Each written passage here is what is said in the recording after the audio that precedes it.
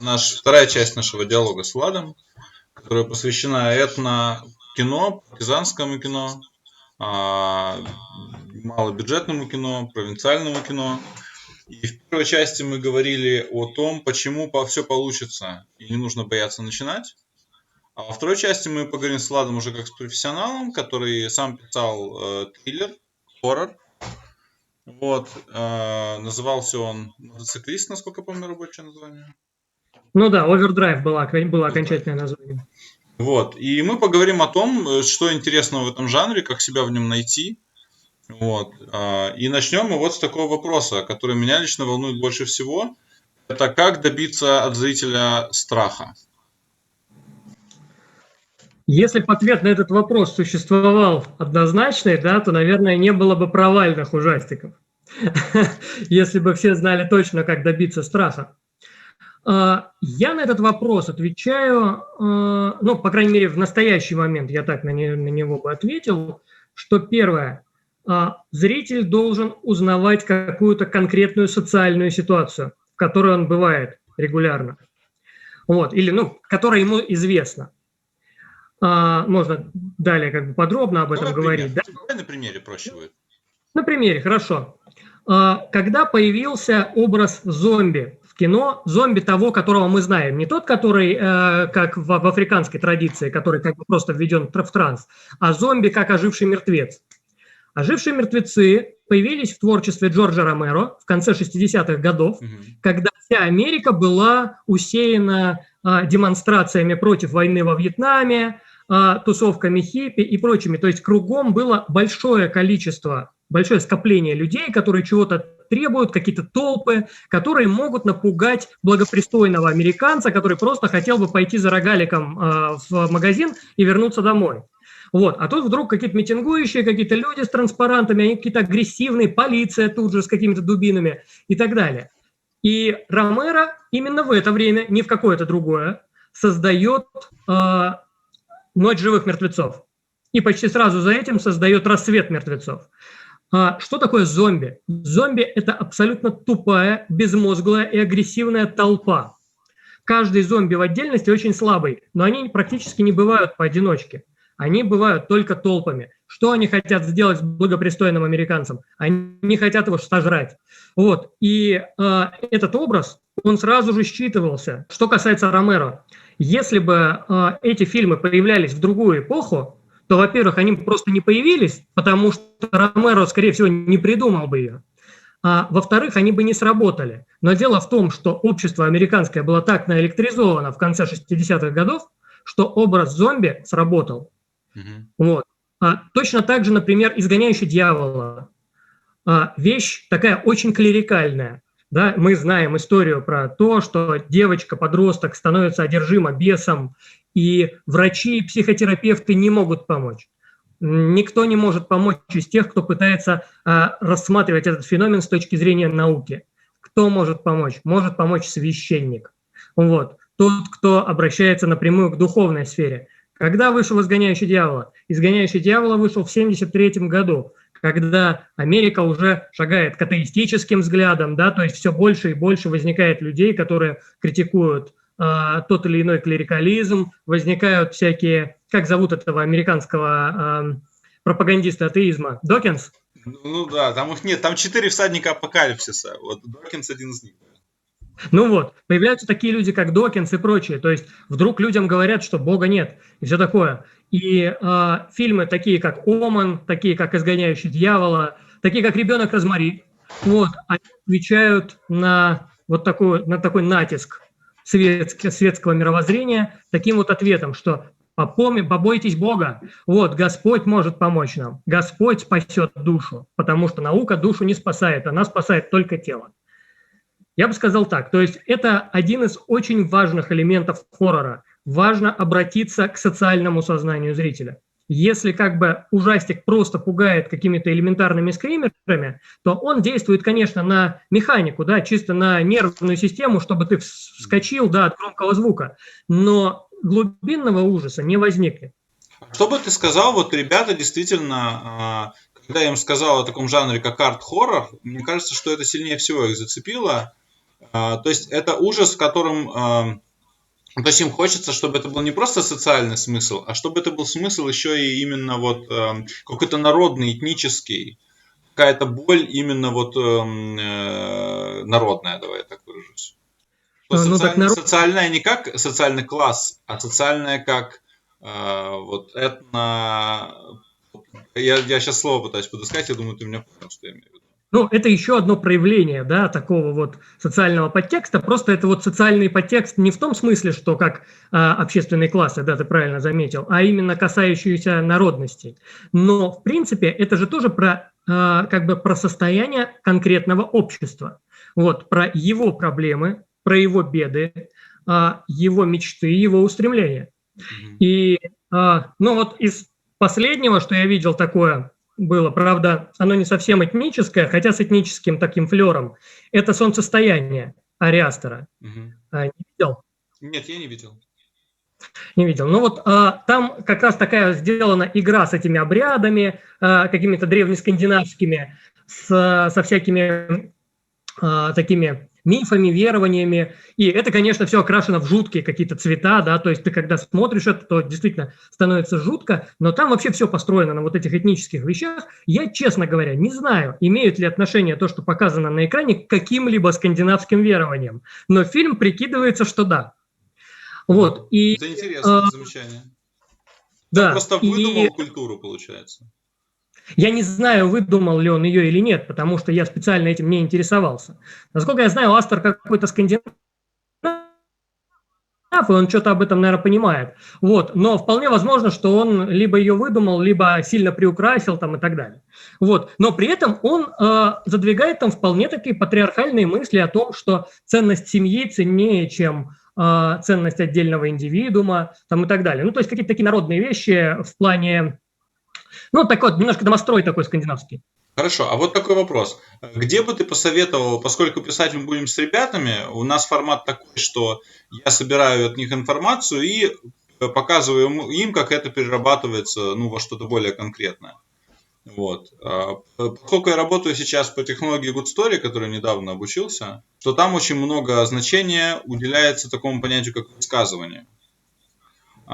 Высказывание. Это то, что мета очень близко называет темой и контртемой. Но только то, что значит, Блэк Снайдер называет о чем, а то, что Волков называл сквозное. Вот. А то, что Станиславский называл сверхзадачей. Сверхзадачей. Но тут скорее сверхзадача всей истории. Да, конечно. Высказывание по технологии Good Story – это твое отношение к теме.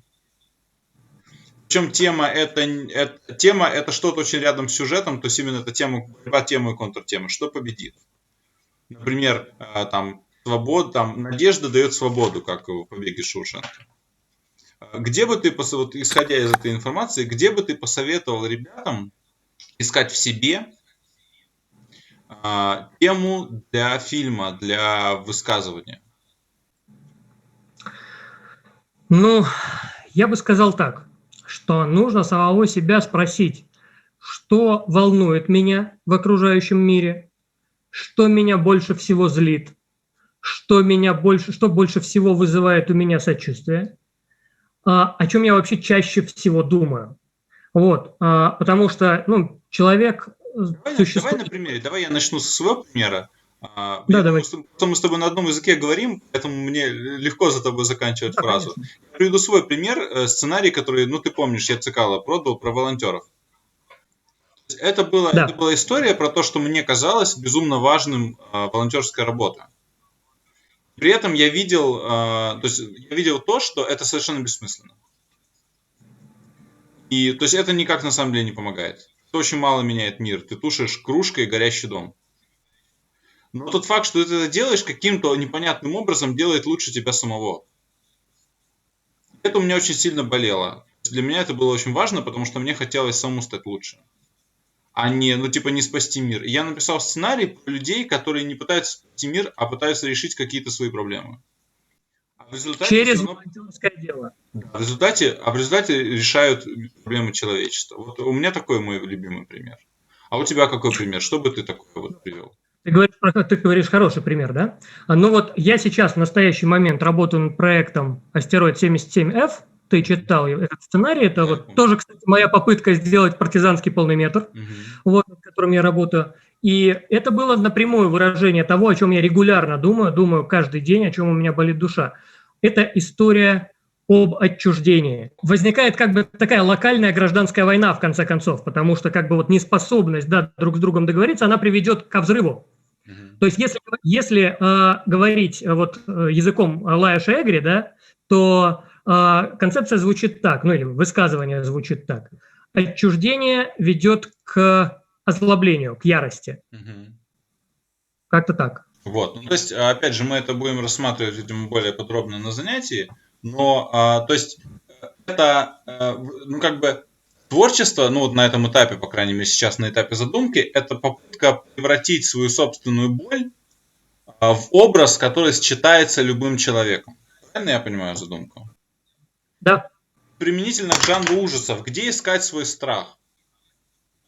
Когда ты писал Overdrive, почему ты выбрал именно такую тему? Я расскажу ребятам, это история про убийцу ДПСников. Человека, который сознательно истребляет полицейских, работающих на дороге. Он живет, ну, на трассе, мотоциклист. Вот. Где ты нашел, что тебя пугает в этом? Мысль возникла от того, то есть возможно, я действовал не совсем правильно, но как я думал на тот момент. Гражданин России, по крайней мере, современный, он боится полицейского. У него никогда в мысли не будет, что этот человек должен его защитить. Вот. Он будет его бояться. Вот. И мне показалось интересным перевернуть это. То есть нужно довести полицейского до того состояния, когда он сам будет бояться, когда он будет бояться показаться на улице, когда он будет бояться выйти на работу, потому что это будет связано с риском для жизни, то есть его реально могут там убить. Вот. И убить не при исполнении своего долга, как бы там во время какого-то задания, а просто потому, что он полицейский. И в этой такой парадигме, да, я хотел рассказать историю нормального полицейского, не злодея никакого. Вот, на которого как бы вот этот социальный стереотип распространяется. То есть, наверное, я не совсем был прав, потому что как бы мне не кажется, что это пугает сейчас. Вот, но мысль была такая. Ты абсолютно на самом деле угадал события у нас и в Беларуси, когда действительно люди боятся носить форму. И, в общем, учитывая, что какое большое количество у нас там ментов и людей, и власти, чиновников, это вполне может быть. Ну, то есть, мне не кажется, что ты ошибся. Может быть, ты немножко не угадал с ДПСниками? Вот, единственное. Да, может быть, надо было брать полицейского просто. Ну, просто, да, ДПСник это все-таки такой, совсем его все нереально ненавидят. Ну да. Никто не будет болеть за героев. Да, согласен. Я согласен. Следующий вопрос, который, мне кажется, я вот планирую ребятам такое задание дать в воскресенье. Расскажи, как ты писал сцены убийств. И за какие самого себя нужно дергать струны, чтобы получать удовольствие от страданий другого даже на бумаге? Ну, ты знаешь, да, что когда я пишу сцены убийств, это мое самое любимое. Я знаю, я специально спросил. Я там расцветаю, потому что вот на самом деле больше всего я люблю писать, конечно, экшн-сцены, да, сцены насилия. Возможно, потому что в жизни я очень мирный человек, да, то есть я не люблю драться ни с кем, не люблю ругаться, вот, но все равно, видимо, какая-то агрессия ведь накапливается, да, какое-то озлобление на других людей, которое я в силу своего воспитания, в силу там каких-то социальных норм, я не могу это выплескивать, да, и я выплескиваю это на бумагу, да, в сценарный текст. И что мне кажется, во-первых, самым главным, когда мы работаем со сценами насилия? Первое, их не должно быть слишком много. То есть на самом деле реально яркие сцены насилия, наверное, ну не знаю, на полный метр 3-4 штуки, не больше. Вот, по крайней мере, большие, полноценно разработанные. Потому что они должны как бы бить зрителя пощечиной. Вот, это должно быть что-то, что вырвет как бы его из нормального повествования, да, и поставит его в дискомфортное положение. Вот, то есть разожжет какие-то такие подсознательные вещи. Поэтому если как бы весь фильм будет состоять из сцен насилия, то тогда это просто превратится в белый шум, ты перестанешь воспринимать это за насилие. Как слэшер, да?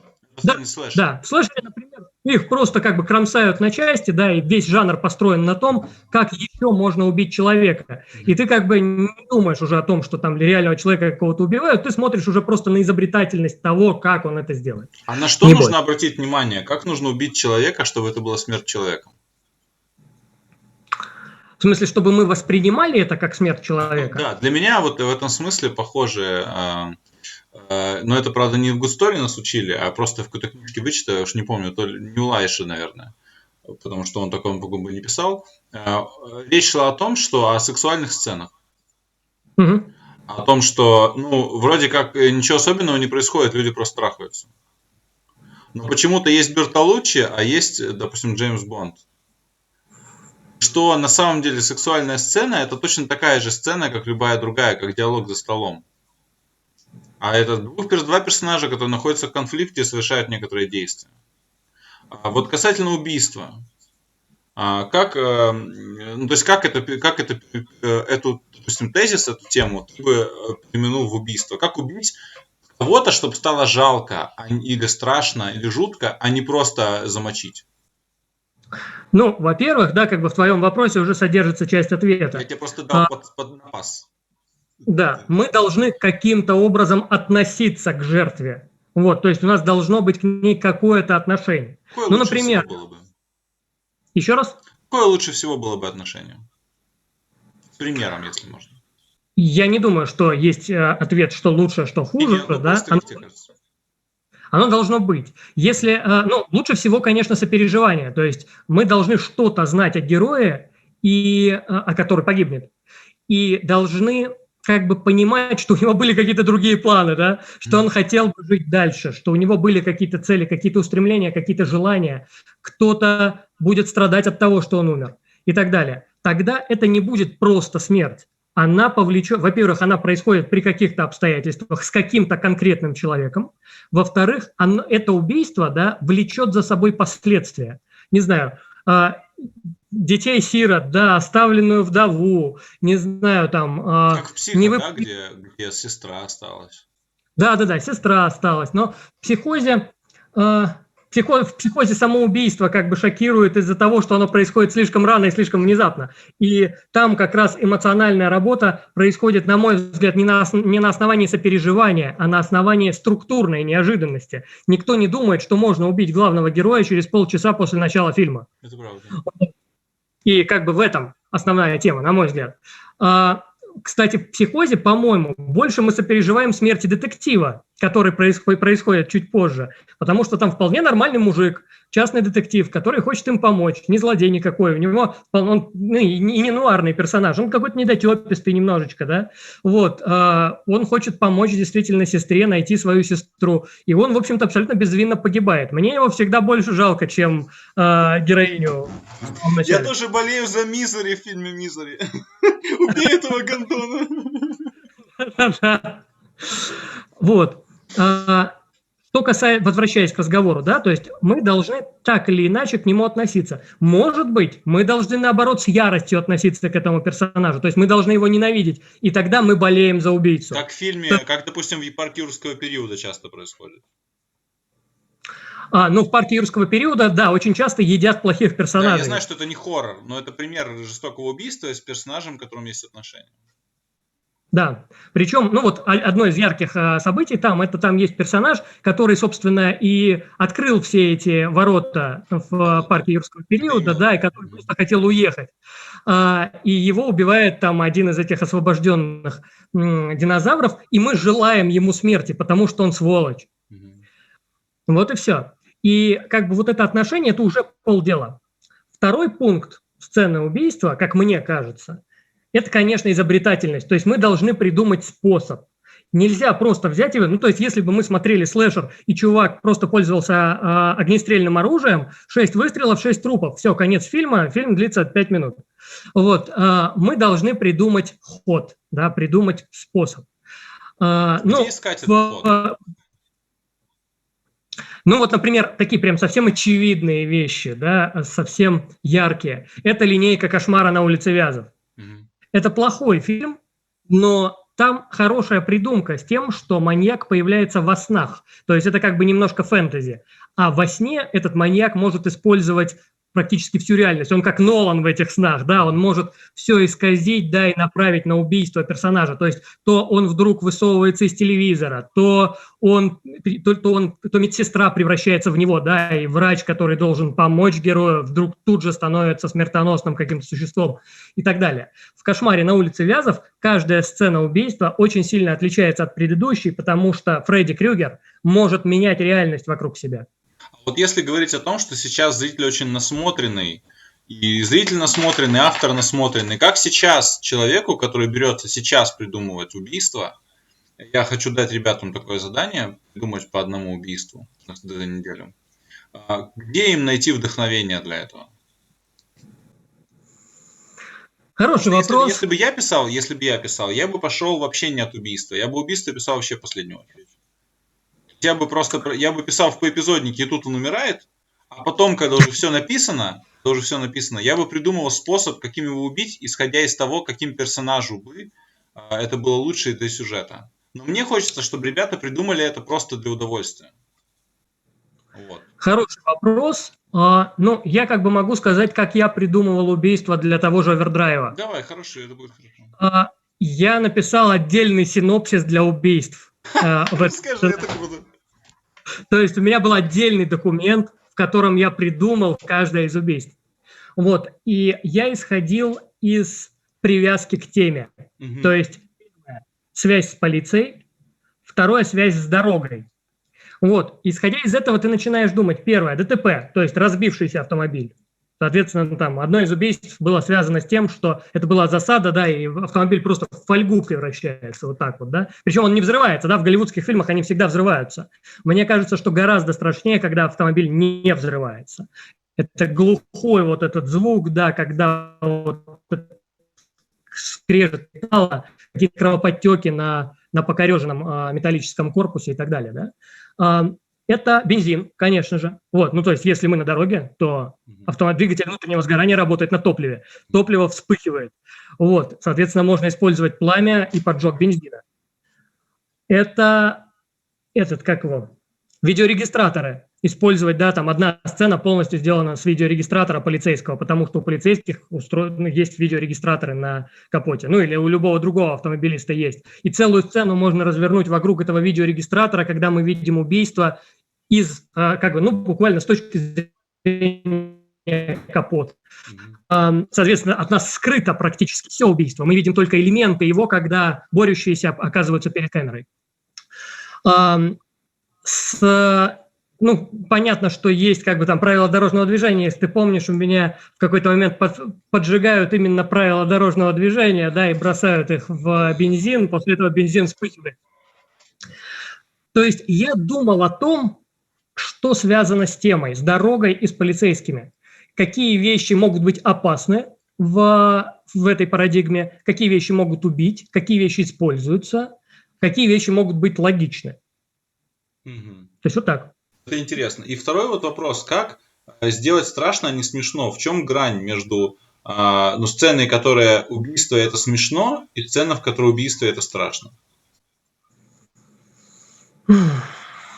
Тоже Потому очень что трудный обычно вопрос. я замечал, что чаще всего реакция на неудачную сцену напугания, или даже когда человек рассказывает что-то, пытается рассказать что-то страшное, это смех. Да. Боюсь, что когда ребята будут придумывать свою сцену убийства, возможно, они будут веселиться. Как сделать так, чтобы это не было весело для зрителя? Это сложный вопрос. Сейчас я подумаю, как можно... Я не умею задавать. Ну, просто как бы, да, это такие вопросы, которые на этот вопрос приходится отвечать каждый раз. Да, то есть ты каждый раз отвечаешь на него, когда пишешь сцену, и не всегда можешь найти ответ, да, иногда все равно получается смешно. Или глупо. Вернее, как бы глупо, и из-за этого смешно. Наверное, нужно ставить себя на место, мне кажется, нужно ставить себя на место жертвы, потому что жертве не покажется это смешным. Вот. Нужно поставить себя на место человека, которого убьют. Как он видит эту сцену. Нас пугает, когда мы идем по переулку, и вдруг за нами мы слышим шаги за спиной. Да? Как мы начинаем ощущать реальность вокруг себя, как мы на это смотрим. Мне кажется, что... Или как мы себя чувствуем, когда слышим крик где-то в углу, там, истошный крик. То есть, наверное, нужно ставить себя на место жертвы, потому что жертве точно будет страшно. Вот кому точно не будет смешно, это жертве, потому что она висит на волосок от смерти. Наверное, нужно пытаться идти в какую-то такую сторону. Я не знаю, насколько это правильно, но обычно я ставлю себя на место жертвы. Ну, отлично. Слушай, ну, мне кажется, мы очень продуктивно поговорили. Ну, тогда спасибо Владу. Вот. Да, спасибо. По возможности буду подключаться. Мне очень интересно. Ладно, Спасибо. все, пока. Пока. До встречи.